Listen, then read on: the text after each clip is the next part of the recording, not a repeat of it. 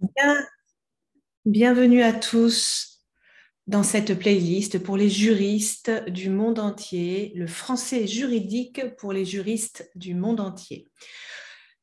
Cette vidéo sera consacrée aux études de droit en France, comment fonctionnent les études de droit à l'université, à la faculté de droit, et aussi aux termes juridiques, quels sont les différents types de droit pour que vous voyez à quoi ça correspond dans votre pays. Alors, devant vous, là, j'ai pris ça sur un site d'une université française, une faculté de droit, mais c'est la même chose dans toutes les universités. Donc, comme vous le savez, en France, avant d'aller à l'université, vous devez avoir votre bac, votre baccalauréat. C'est une épreuve qu'on passe en terminale au lycée, high school, la dernière classe du lycée s'appelle la terminale. On termine le lycée et on passe cette épreuve, ces épreuves du baccalauréat. Et quand on obtient le bac, on peut aller à l'université. Et si on veut faire du droit, directement, on va aller dans une université de droit.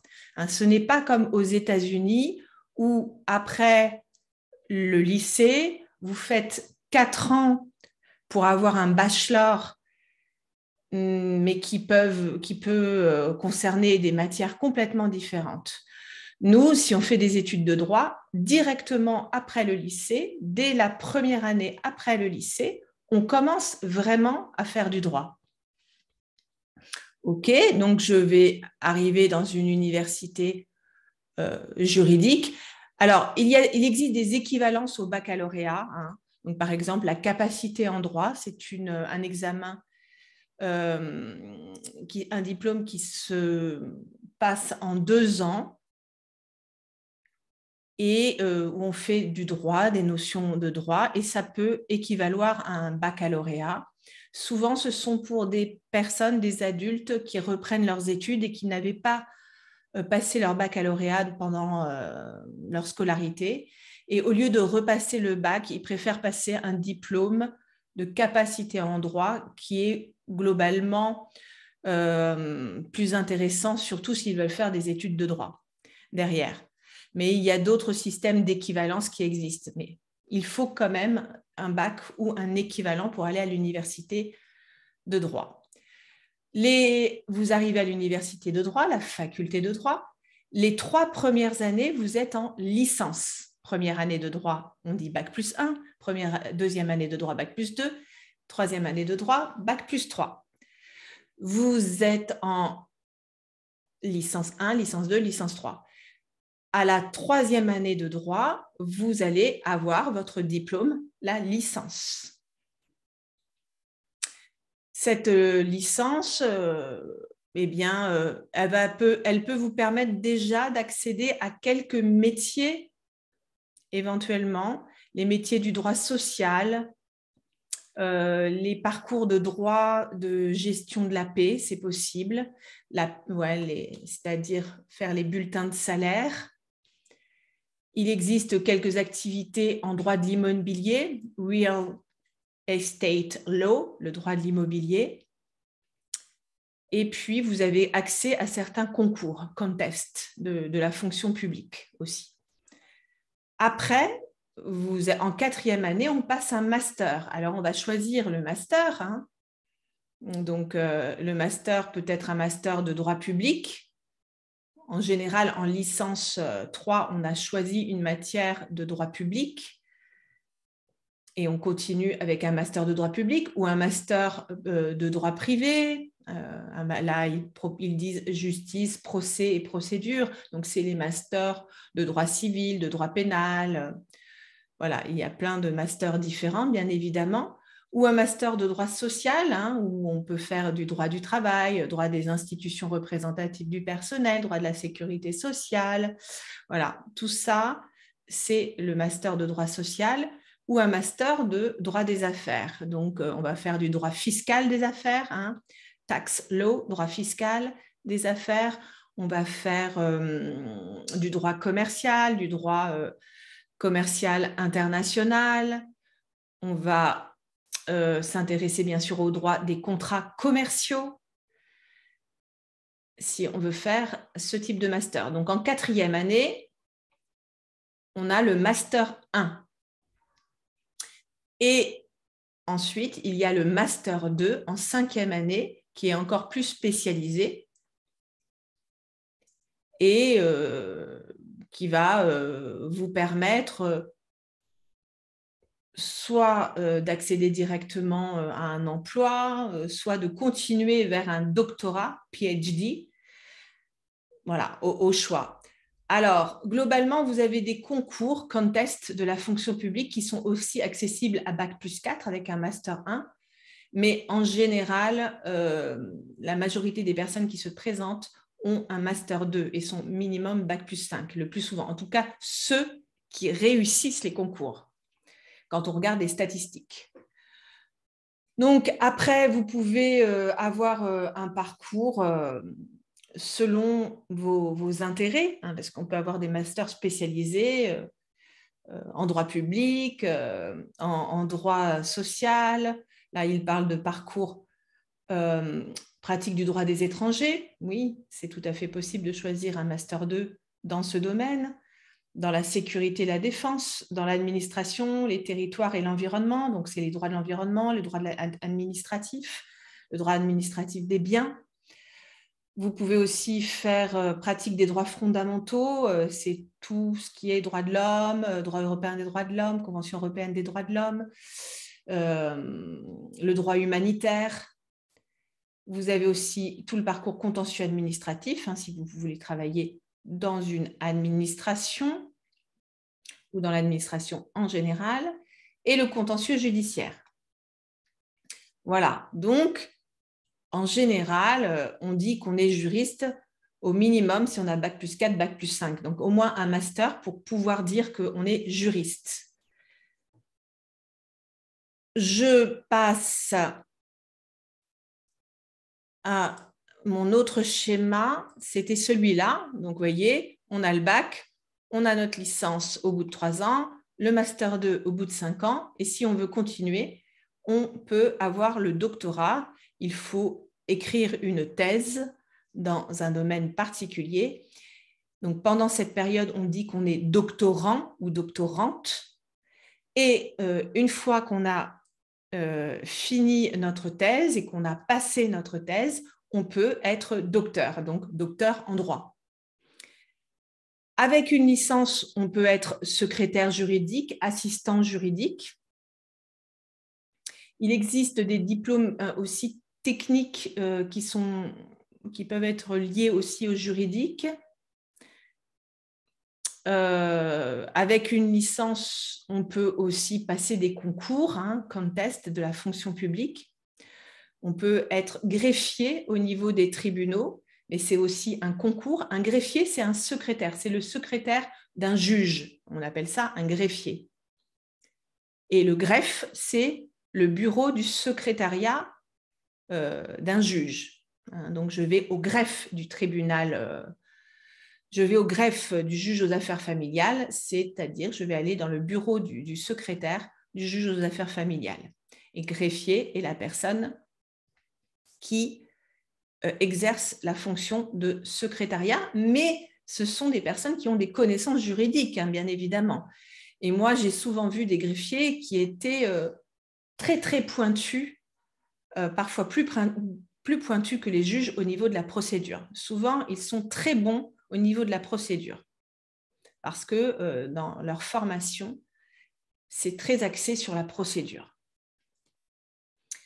Ensuite, vous avez votre master. Alors, par exemple, si vous voulez être avocat, bon, là, il y a écrit accès au concours. Par exemple, pour les avocats, ce n'est pas un concours, c'est un examen. Donc, quand vous avez votre master, vous pouvez passer un examen pour entrer à l'école des avocats qui s'appelle un CRFPA, Centre régional de formation pour les avocats. Donc, il faut réussir cet examen. Il y a toujours beaucoup plus de personnes qui se présentent et beaucoup moins qui sont reçues. Et si vous réussissez cet examen, vous allez aller dans le CRFPA, dans cette école, pendant 1 an où vous allez suivre des études et vous serez à moitié à l'école des avocats, au CRFPA, et à moitié dans un cabinet d'avocats. Et aussi, vous ferez des stages, internships, dans d'autres milieux, parmi d'autres professionnels du droit. Si vous voulez être magistrat, là, vous devez passer un concours. Pour moi, le concours de magistrat est beaucoup plus difficile que l'examen d'avocat. Les deux sont difficiles, mais celui de magistrat est beaucoup plus difficile, je trouve, parce qu'il y a beaucoup plus de théorie. Donc, moi, je l'ai trouvé beaucoup plus difficile. Et bien sûr, tous ceux qui se présentent sont minimum Bac+5 en droit. Hein. Donc, tout le monde a déjà un très bon niveau en droit.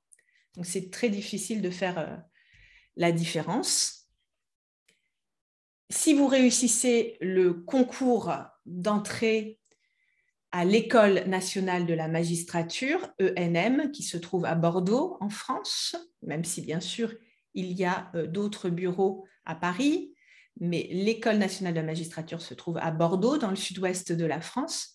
Si vous réussissez ce concours, après, vous allez aller dans l'École nationale de la magistrature. Vous y restez 2-3 ans, hein, 2 ans et demi.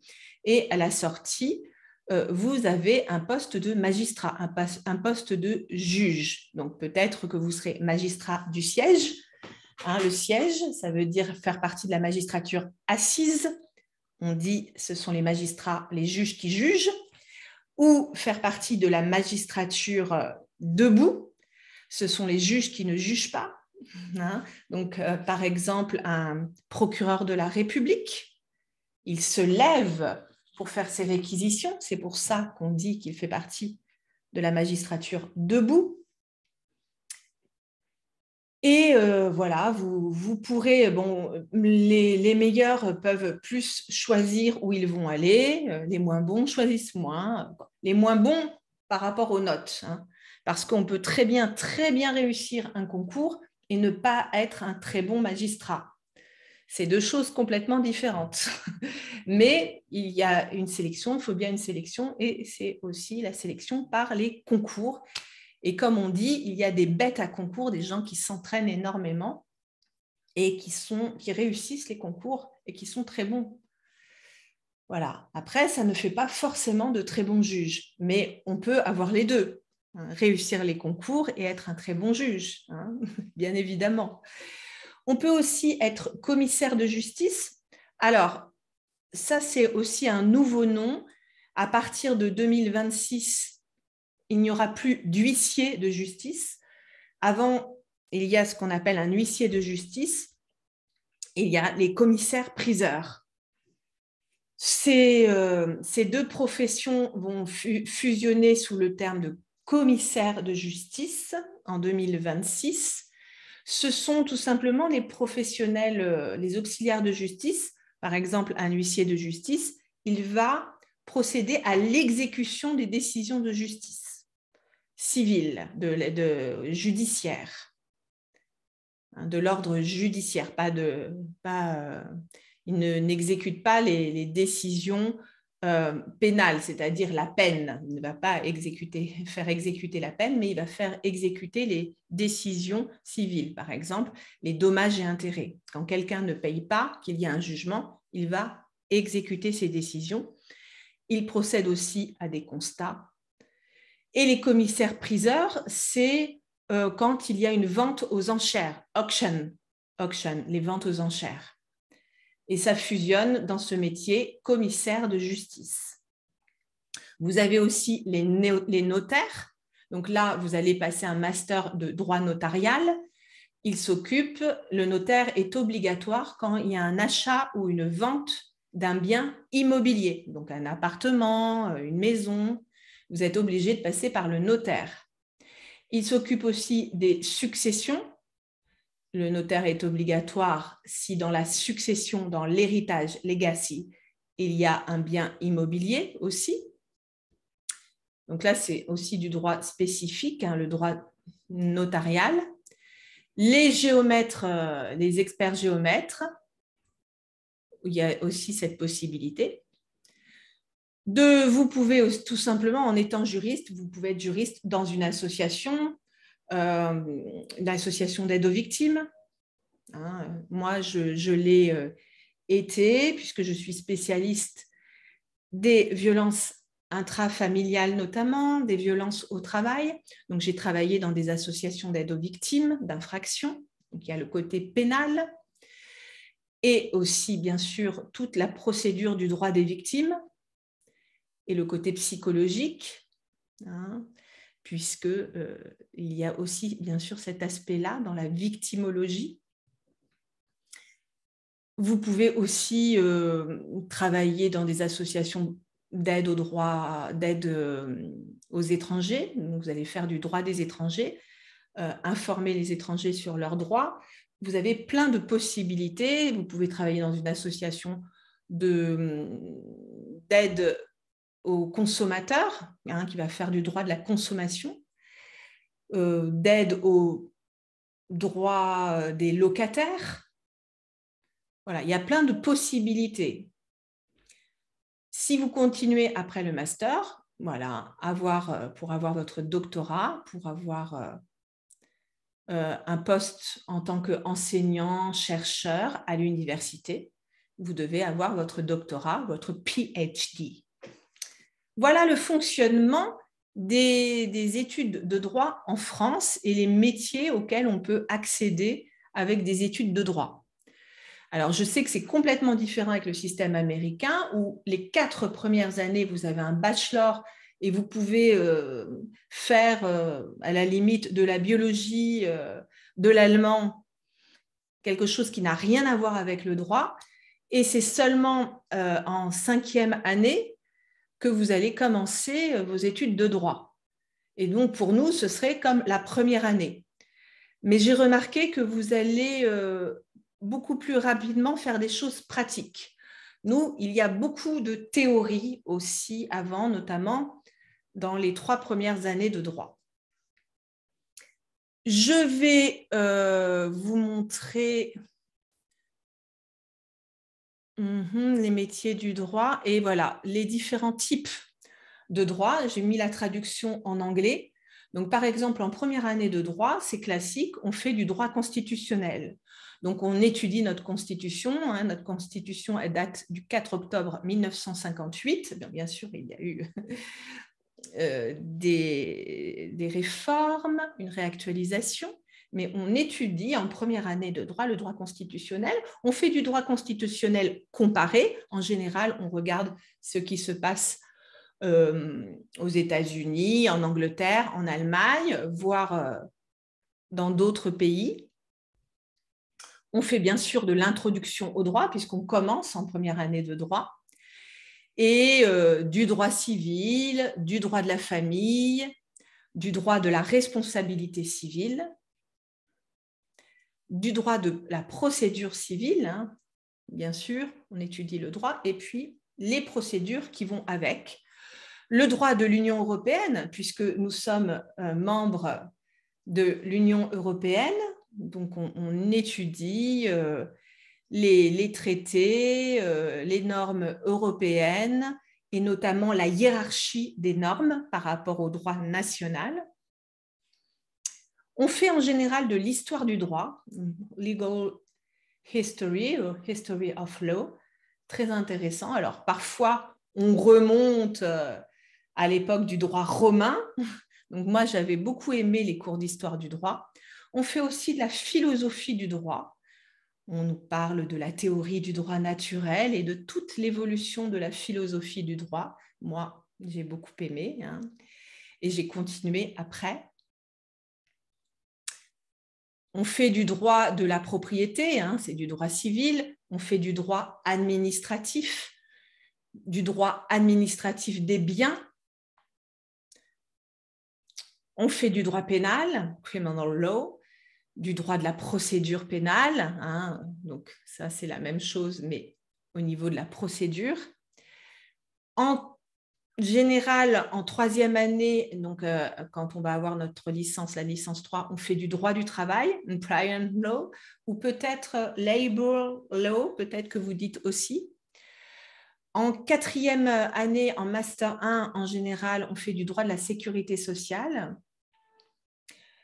Bon, après, tout le monde ne le fait pas, hein, mais parce qu'il va y avoir plus vous montez dans les études, plus vous choisissez vos spécialités. Le droit social, en fait, ça comprend le droit du travail, le droit des institutions représentatives, le droit de la sécurité sociale. Donc, tout ça, c'est le droit social. Le droit des contrats, bien évidemment, hein. Donc, tout ça, hein, par exemple, dans notre code civil, hein, quand une loi a été votée par le Parlement, c'est l'Assemblée nationale et le Sénat, donc les députés et les sénateurs qui votent des lois.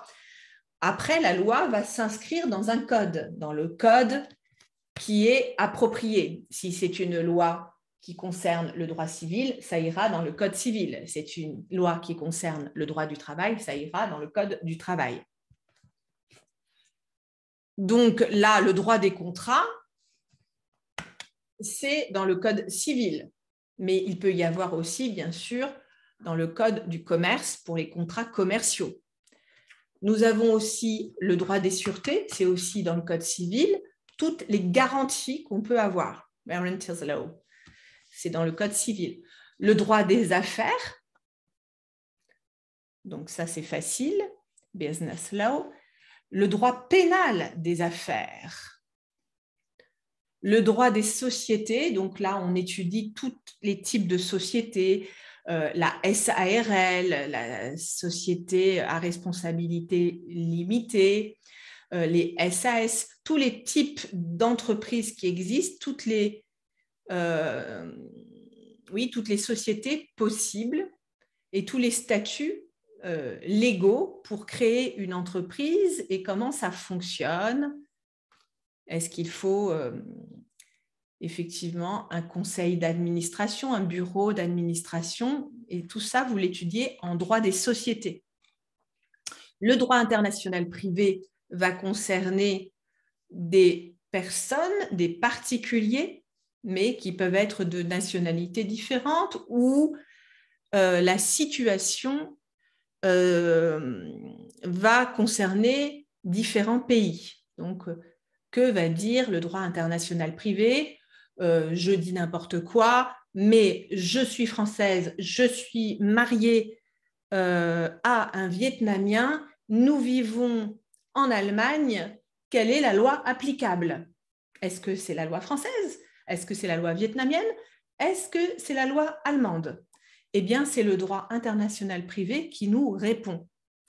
Nous avons aussi le droit international public, le droit commercial, le droit des affaires, oui, on l'a déjà vu, le droit international des affaires, le droit fiscal, voilà, le droit fiscal, c'est très compliqué à lire hein, pour un non-juriste et vous regardez, hein, ça c'est juste un seul code, le code civil, c'est écrit en tout petit. Globalement, c'est assez incompréhensible pour les gens qui ne connaissent pas le vocabulaire juridique, bien sûr. Donc, le droit fiscal, c'est la même chose, voilà. Mais on l'étudie en général en quatrième année en master 1. Le droit des services publics, ça va plutôt être une spécialité. Le droit de la propriété intellectuelle aussi, c'est une spécialité. Personnellement, je n'ai pas étudié le droit de la propriété intellectuelle. Le droit des brevets aussi est une spécialité, patent law. Je n'ai pas étudié le droit des brevets. Le droit de l'immobilier. Le droit des assurances, c'est aussi une spécialité. Le droit de l'environnement aussi, c'est une spécialité que je n'avais pas choisie. Le droit des étrangers aussi est une spécialité. Le droit économique, dans le droit économique, vous avez aussi le droit de la consommation. Alors, ce que vous appelez les cyberlaws, nous, ça peut avoir une appellation différente, hein. Ça peut être le droit du numérique et des communications électroniques, le droit de l'Internet et des systèmes d'information, le droit de l'informatique et des nouvelles technologies. Donc, j'ai vu que les appellations peuvent être différentes, mais on est sur du droit lié à Internet, on va dire. Le droit de la concurrence, en général, c'est aussi une spécialité, competition law ou antitrust law, a priori aux États-Unis. Le droit bancaire, qui est aussi une spécialité. Voilà, donc pareil, comme je vous dis, si les documents que je montre dans les vidéos, amis juristes, vous intéressent, il n'y a aucun souci pour que je vous les envoie. Il suffit juste de me les demander. Voilà. Eh bien, merci à tous. J'espère que le vocabulaire juridique n'aura plus de secret pour vous. Plein de bonnes choses. Au revoir.